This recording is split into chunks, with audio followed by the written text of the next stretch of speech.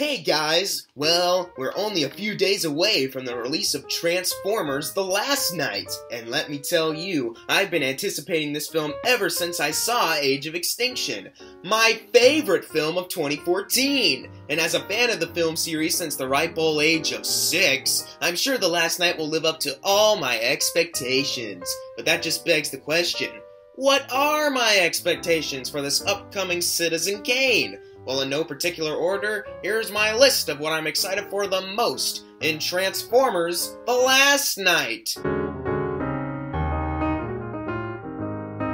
Number 1. Forced robot attraction to humans. In Revenge of the Fallen, the best film of the 2000s decade, there was a truly hysterical yet romantic moment between Italian SpongeBob and Megan Fox's leg. In the other Transformers films, there hasn't been any other moment like this. Except for when random creature lockdown ship, but that wasn't a robot, so it doesn't count. Now, I've thought up of 2 possible options that they could choose from. Or, if I'm lucky, they'll choose both. One option is to have the baby Dinobots attach themselves to Cade Yeager constantly, or his random nerd friend whose name no one will remember because he's not going to be in the whole movie, like his other random friend from Age of Extinction. Or there's option number 2, have the robot butler Cogman try to hit on Peter Quill's mom. I think having one of those options is what the fans, like myself, want the most out of Transformers. Number 2, Silver.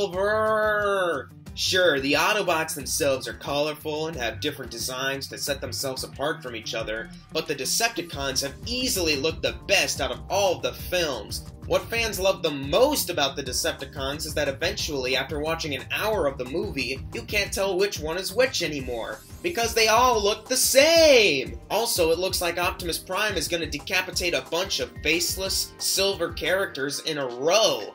More of that, please! Less character, more silver. Number 3, Crosshairs and Drift's inevitable deaths.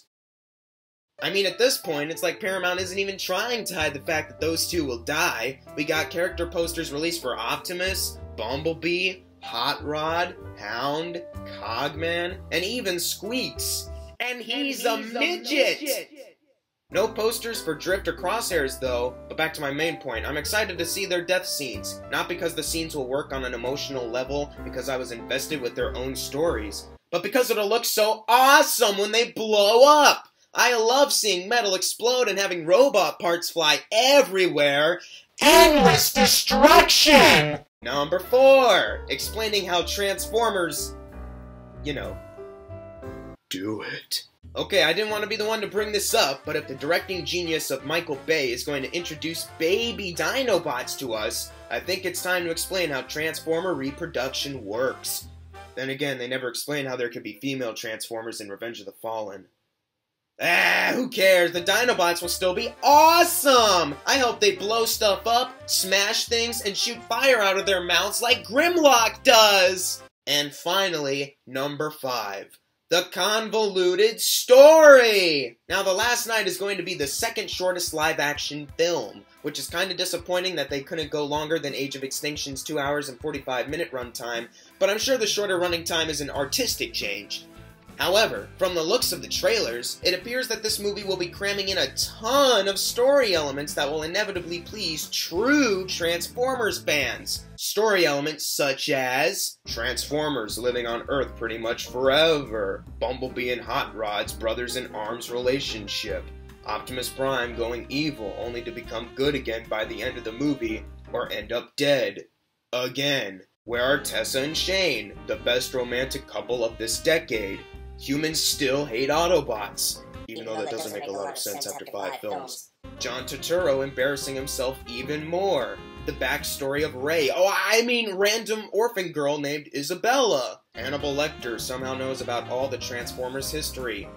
And he has a robot butler. Cade and Peter Quill's mom inevitably fall in love. Megatron is gonna go from this to this. And he decided to stop using the name Galvatron.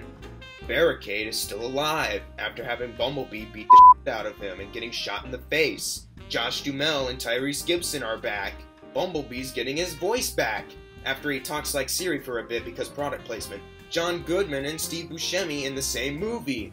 again! Hilarious jokes about a transforming World War II tank that has robot dementia! And of course, the 50-minute-long battle scene at the end of the movie that totally won't get tiresome after 1 minute! Yes, there really is a lot to look forward to in Transformers The Last Knight. I'm totally not being sarcastic about it. What are you excited for in this Transformers movie? Leave it in the comments below. Unless you hate Transformers and you're not looking forward to this movie. In which case, fuck you!